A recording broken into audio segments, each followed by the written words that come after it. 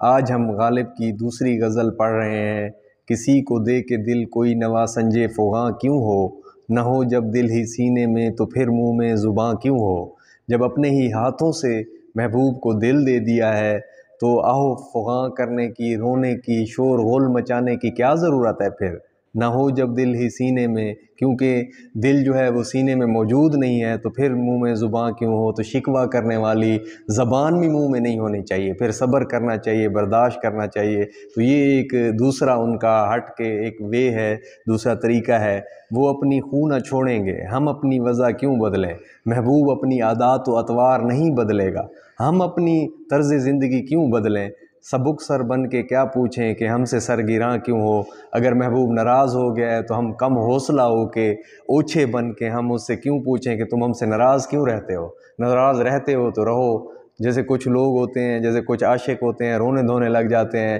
پریشان ہو جاتے ہیں، لیکن غالب ان کی بجائے ان میں انانیت ہے، ان میں ایک ناز ہے، ایک ادا ہے۔ جس ڈگر پہ دوسرے چلتے ہیں تو یہ اس ڈگر سے ہٹ جاتے ہیں، تو وہ کہتے ہیں کوئی بات نہیں، اگر ناراض ہو تو ہو، رہنے دو، کیا غمخوار نے رسوا لگے آگ اس محبت کو، نہ لاوے تاب جو غم کی وہ میرا رازداں کیوں ہو۔ غالب جو ہے وہ اپنے دوست کو، اپنے غمخوار کو، جو ان کا غم کو سنتا تھا، سارا دل کا حال دیتے تھے، تو وہ اتنا روتے تھے، رو رو کے برا حال کر لیتے تھے، تو وہ دوسرے لوگوں کو جا کے کہتا غالب کو اتنی محبت ہے محبوب سے، وہ روتا ہے اس کے پیچھے، اس کا یہ حال خراب ہے۔ تو غالب کہتے ہیں کہ ایسی محبت کو جو ہے وہ آگ لگ جائے،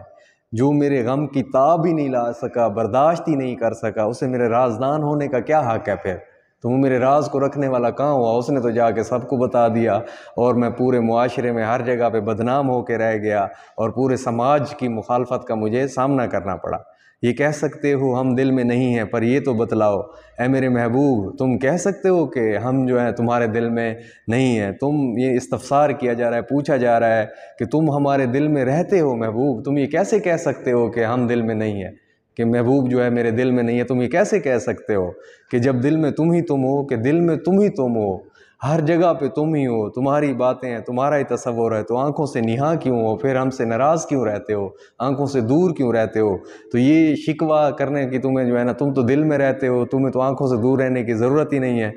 یہ فتنہ آدمی کی خانہ ویرانی کو کیا کم ہے، ہوئے تم دوست جس کے دشمن اس کا آسماں کیوں ہو۔ یہ فتنہ، یہ فساد آدمی کی بربادی کے لیے کیا کم ہے۔ اے میرے محبوب، تم جس کے دوست بن گئے اس کو کسی دشمن کی ضرورت ہی نہیں ہے، آسمان کو اس سے دشمنی کرنے کی ضرورت ہی نہیں ہے، تم جس کے دوست بن گئے اس کی بربادی کا ویسے ہی آغاز ہو گیا۔ یہ سارے تانے جو ہے نا یہ دے رہے ہیں، سارے گلے شکوے کر رہے ہیں محبوب سے کہ شاید وہ لوٹ جائے، یہی ہے آزمانا، تو ستانا کس کو کہتے ہیں۔ میرے محبوب، تم اگر ہماری محبت کو آزما رہے ہو تو مجھے بتاؤ تو صحیح، ستانا کس کو کہتے ہیں۔ عدو کے ہو لیے جب تم تو میرا امتحان کیوں ہو، تم غیر کے ساتھ اٹھتے ہو بیٹھتے ہو، محفلیں ہوتی ہیں تمہاری، تم اس کے ساتھ ہوتے ہو، تو ہماری محبت کا امتحان کیوں لیتے ہو۔ ہم مطلب کہ تمہیں دیکھتے ہیں پریشان ہوتے ہیں غیر کے ساتھ، تو ہماری محبت کا امتحان تو نہ لو، تم ہمیں آزما رہے ہو، بلکہ ستانا ہے، یہ تم ہمیں در حقیقت ستا رہے ہو۔ نکالا چاہتا ہے کام کیا تانوں سے تو غالب۔ اب غالب نے ان کو جو ہے نا، یعنی پہلے شعر میں، دوسرے تیسرے سارے شعروں میں جو ہے نا ان کو